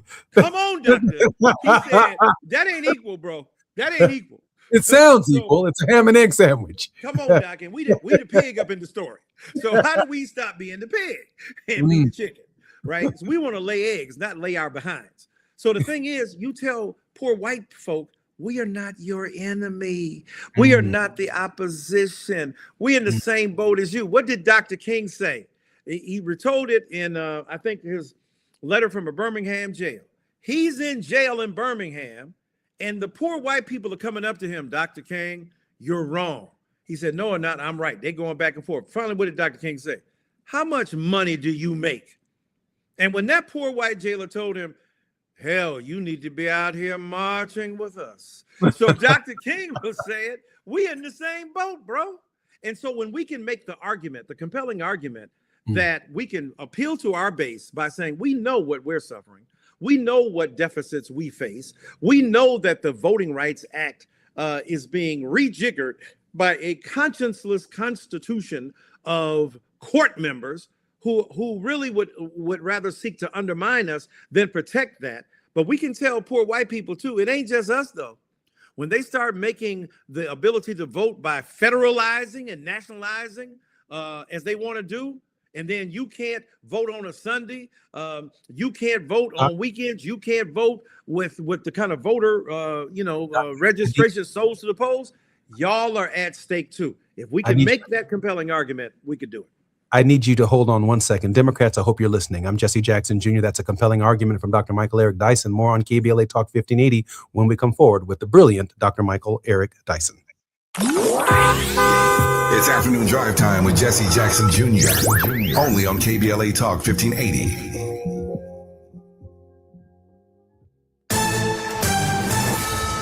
I'm Esther Dillard with BIN News Now. Democratic Congressional House Leader Hakeem Jeffries is seeking to force a vote on legislation that would reopen the Department of Homeland Security. However, Jeffries said the discharge petition would fund most of DHS except for ICE and CBP. Here's the Black Democrat talking about the measure a few days ago on MS Now. And Republicans are blocking legislation that would fund the other aspects of DHS while we work this situation out in terms of getting ICE under control. Cuba's electrical grid has suffered a total collapse. That's according to the island nation's power operator. Around 10 million people are without power. The blackout is the first since the U.S. shut off the flow of oil to Cuba. And millions of Americans are dealing with a coast-to-coast blast of extreme weather. A powerful system is bringing blizzard conditions to the Midwest, damaging winds to the east and dangerous heat in the west. Get BIN News Now on demand 24/7 on the iHeartRadio app. Visit Hard Rock Casino Tejon for the $500,000 Luck of the Irish BMW drawing. Drawings every Thursday in March. Hard Rock Casino Tejon, the closest casino to downtown LA. The excitement starts here at the new Hard Rock Casino Tejon.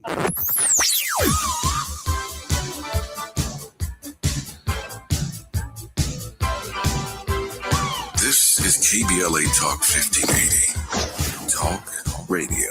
That's music to your ears. We're unapologetically progressive. KBLA Talk 1580. Is this the tiger? This is the KBLA Sports Minute with Ray Richardson. Tennessee State is the only HBCU school that earned an automatic spot in the first round of the NCAA men's basketball tournament. Tennessee State won the Ohio Valley Conference tournament. They were given the number 15 seed in the Midwest Regional. Tennessee State's first round game is Friday against number 2 seed Iowa State. 2 other HBCU schools have a chance to get into the NCAA men's tournament, but they have to go through the play-in round to get there. Howard, champions of the MEAC tournament, play Maryland-Baltimore County Tuesday night. The winner advances to a first-round game on Thursday against Michigan, the number 1 seed in the Midwest. SWAC champion Prairie View A&M plays Lehigh on Wednesday. The winner moves into the first round Friday to play Florida, the number 1 seed in the South Regional. No debates, no speculation, just the info you need. That's your KBLA Sports Minute. I'm Ray Richardson. More news, opinions, and conversation when we come forward on KBLA Talk 1580. We've got a lot to talk about. Hi, I'm Zoe Williams, aka the Voice of Reason, encouraging you to join me weekdays from 7 to 9 p.m. for the world's most intriguing relationship radio roundtable. Every night, I facilitate and encourage our loyal listeners to participate in the most engaging relationship discussions you'll hear anywhere. So make it a point to rendezvous with me, Zoe Williams, the Voice of Reason, Monday through Friday, 7 to 9 p.m. Pacific Standard Time. Trust me, your relationships will never be the same. The VOR is on fire tonight. Unapologetically progressive. KBLA Talk 1580. We've got your black. Hi, I'm Dominique DePrima, KBLA Talk 1580 host and African Focus Incorporated cultural ambassador. You probably know by now that every year our two organizations team up to lead a trip to the motherland. This June will be our 8th African Focus Trailblazers Tour, and it's not too late to join us. But if you've been thinking of going with us, now is the time to sign on before prices go up. Our current deadline is March 20th. Join us as we travel to a country widely considered one of Africa's most underrated destinations, Zambia, home to the towering Victoria Falls and the bustling capital city, Lusaka. Enjoy a visit to Botswana, known for its pristine natural beauty and stunning Southern African wildlife. We travel in comfort with luxury accommodations, a variety of fun activities, and delicious dining. We do service with charitable work at a school and an orphanage, and we expand our horizons with cultural and historical excursions. To sign up now before our March 20th deadline, please call African Focus Incorporated at 310-676-7300. That's 310-676-7300. Or check out africanfocus.org. Whether it's in the community or traveling the globe, we move as family. African Focus and KBLA Talk 1580. Let's go.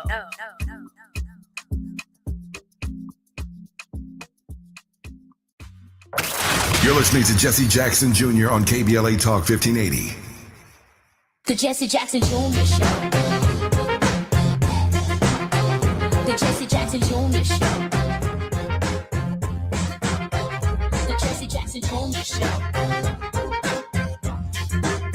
The Jesse Jackson Jr. Show. King Folly, drop the beat. Come on and talk with me. Come on and listen to me. Come on and talk with me. Come on and listen KBLA Moving Mountain Mondays on the Jesse Jackson Jr. Show, and our very special guest is none other than Dr. Michael Eric Dyson. Dr. Dyson, I really felt some type of way about cutting off my professor in the middle of his profound thought. Welcome forward to the Jesse Jackson Jr. Show. Thank you, sir. I mean, first of all, you got to do what you got to do. Your professor running his mouth, you got to cut him off. Doc, hold on, bro. We'll be right back. Man, that ain't happening. I started to text Tavis, please don't let me cut the professor off. Hey, check this out, Dr. Dyson, though, but you were making some compelling points about how we communicate with the MAGA crowd in these very diverse congressional districts, states, and in this space. And I thought it was very, very compelling. I want to give you an example that I need your help with. When I was campaigning Kamala Harris in Pennsylvania, my truck broke down. So I'm stuck in Harrisburg, Pennsylvania, and I'm sitting in the lobby bar. Wasn't pretty much else to do in Harrisburg, Pennsylvania, other than hang around the lobby bar, but there was a football game on. And what animated the crowd wasn't the football game, and it was a great game.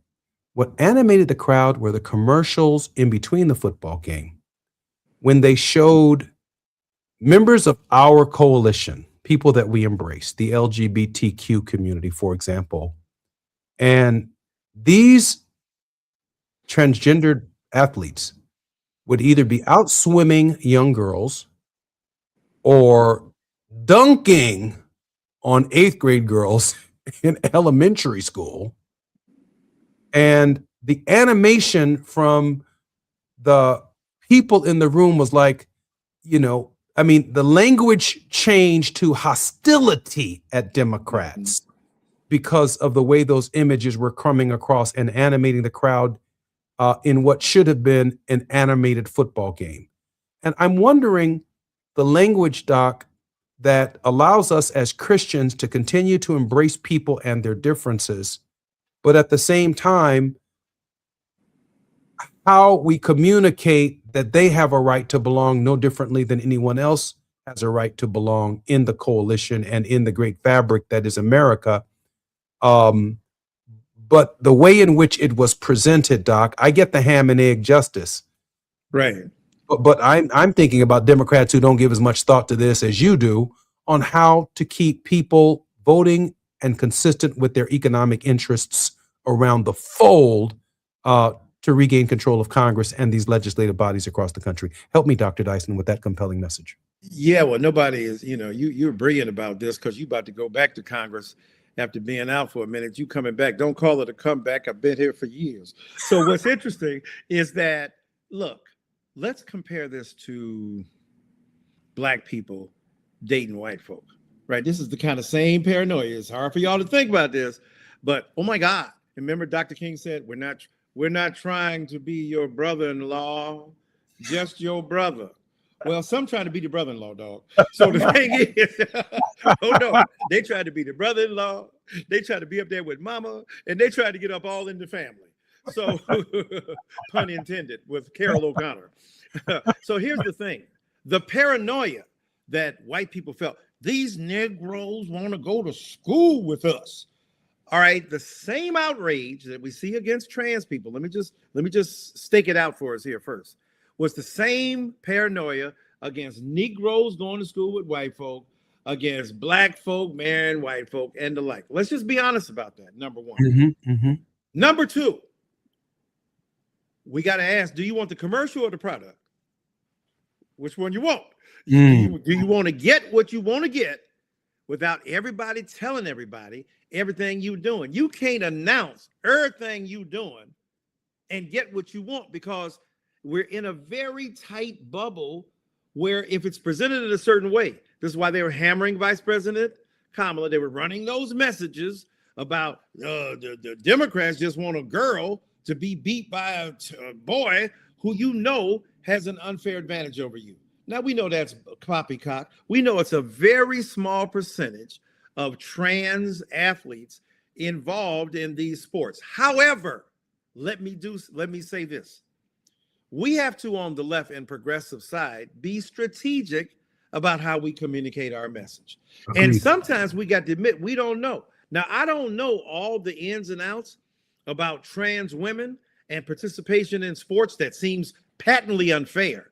If you've been a male for 16, 17 years of your life, 18 years of your life, and then you now claim rightfully as a woman, you make a transition or you undergo the chemical and the neurobiological transformation, and you are now a woman, if you still retain certain physical characteristics that allow you to have an advantage over women who are, quote, born women, we got to deal with that. That's not, we got to honestly acknowledge that might be an issue.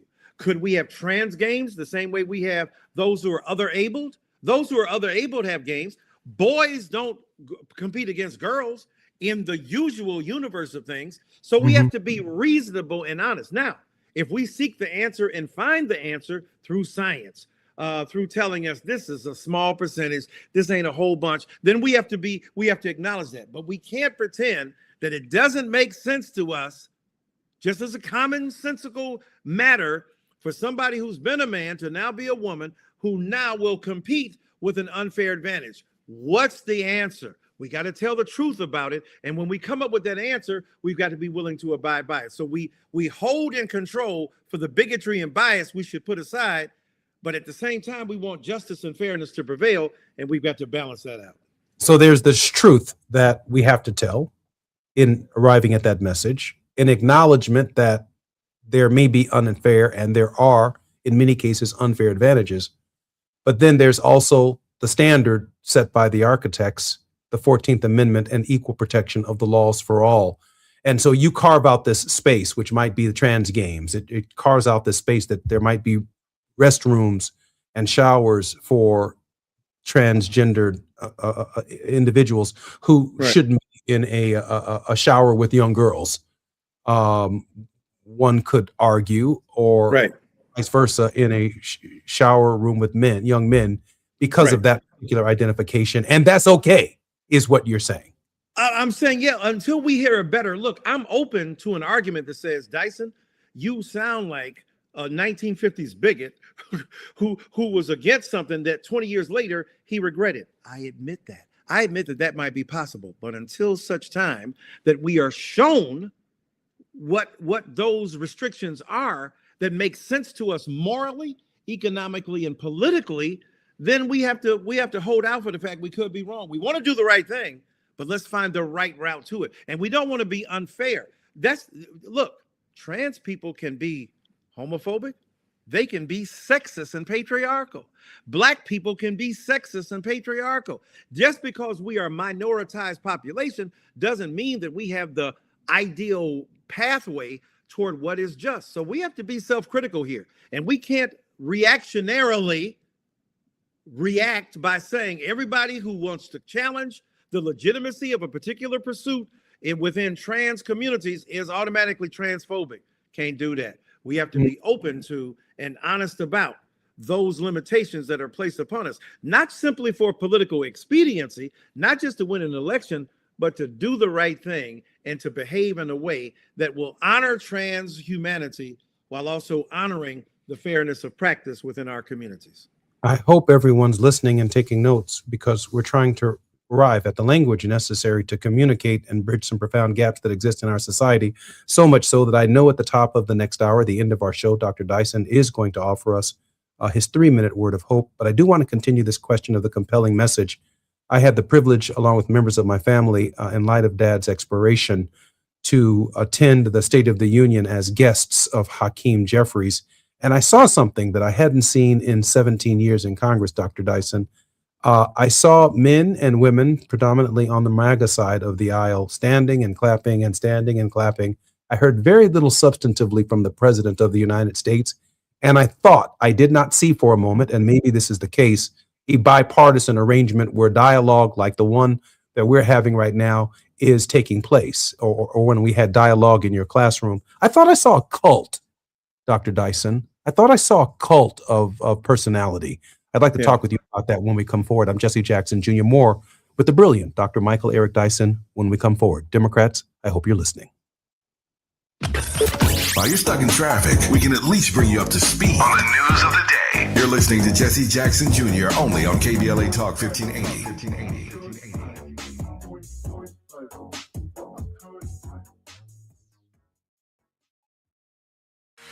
Hey LA, spring into savings with a special offer from LADWP. Now through March 31st, get a Flume device for free.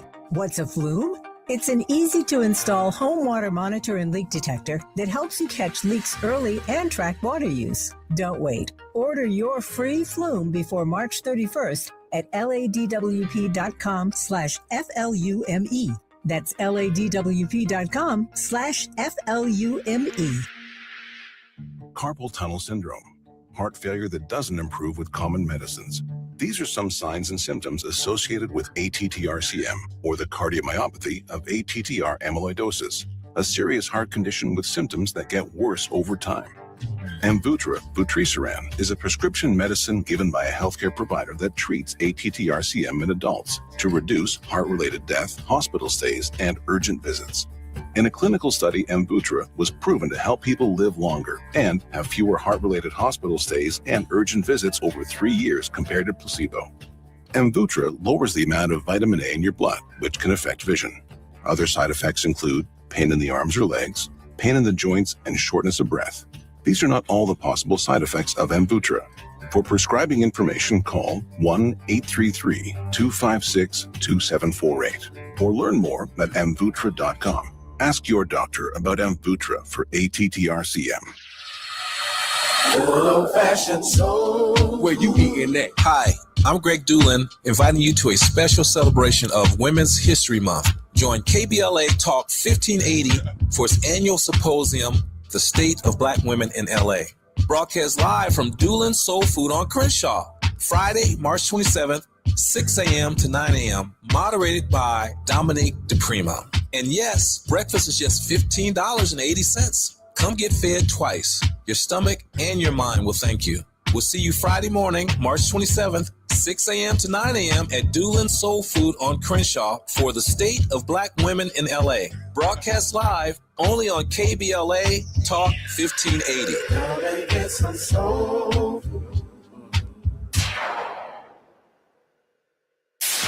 KBLA Talk 1580. We've got a lot to talk about.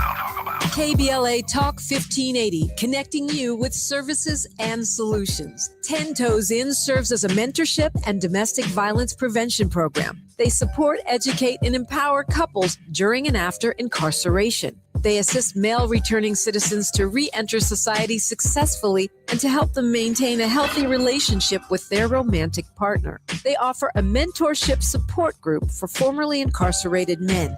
10 Toes In teaches its Intimate Relationships 101 curriculum at male prisons throughout the state of California. They host sister support group meetings for women who are intimately involved with incarcerated and formerly incarcerated men. 10 Toes In is a 501c3 nonprofit organization.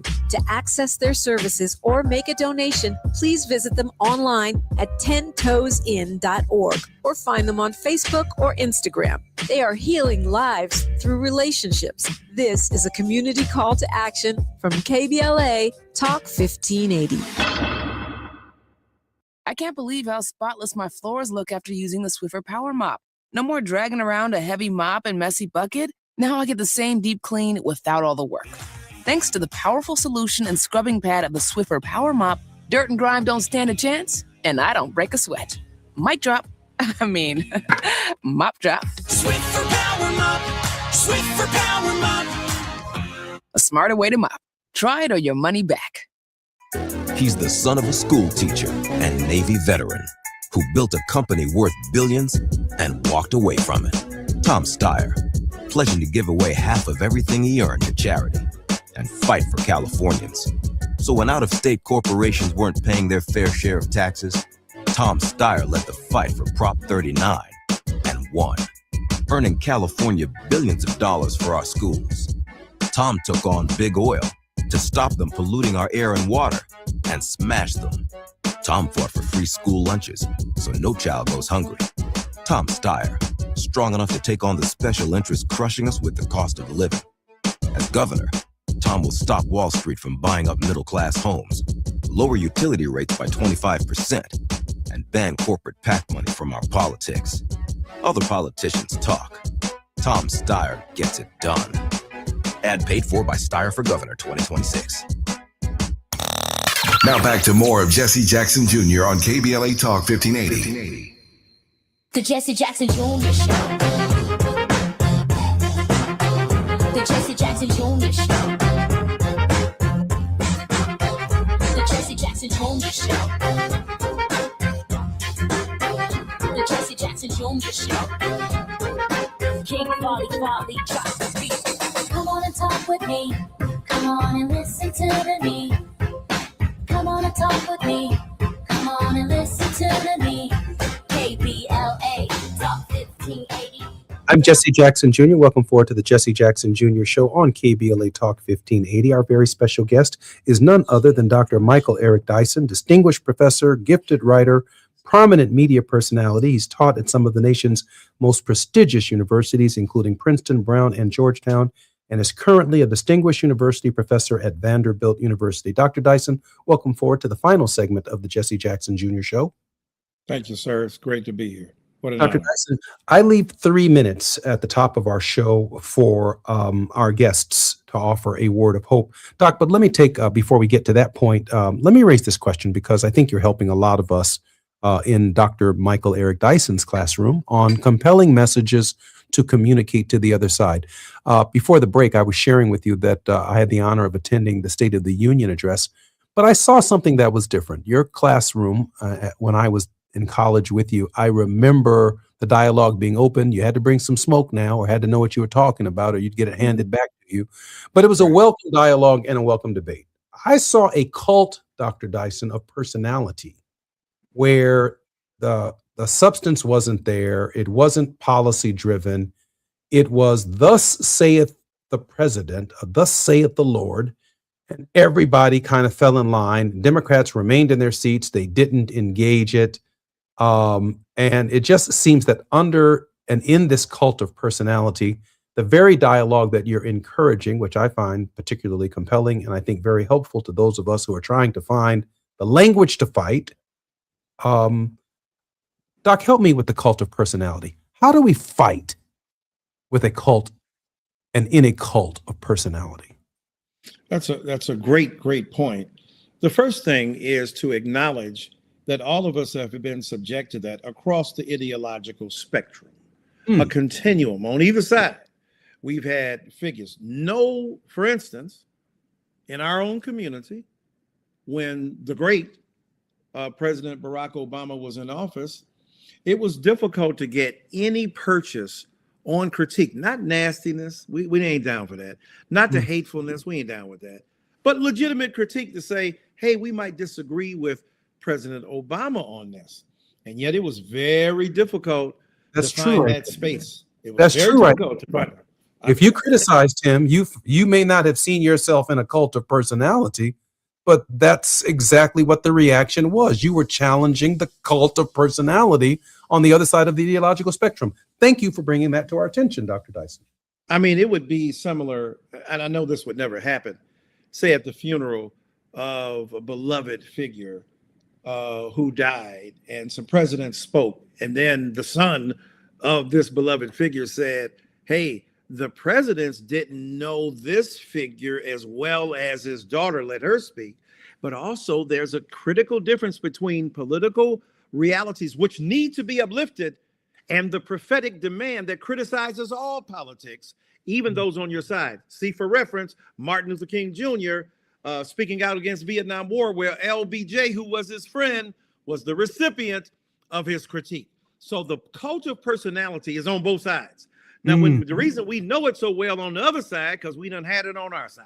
So let's be honest about it. That's and true. when we see it on the other side, we have to be honest and say, bro, all you people who are concerned about justice, about the Constitution, about the Declaration of Independence, about the Bill of Rights, about the credo of the country, e pluribus unum, out of many one, y'all done gave all that up because you are now deferring to this MAGA mentality that demands total betrayal of the ideals for which you had been willing to die in deference to pleasing this oligarch, this authoritarian, this dim-witted dictator, this foolish fascist. You have done so in the name of a kind of worship of this figure, a kind of cult of personality of the Trumpian order, and you done gave up everything that would made you worth your salt. I don't want to hear nothing from these people when that man is out of office and they try to tell us and reprove us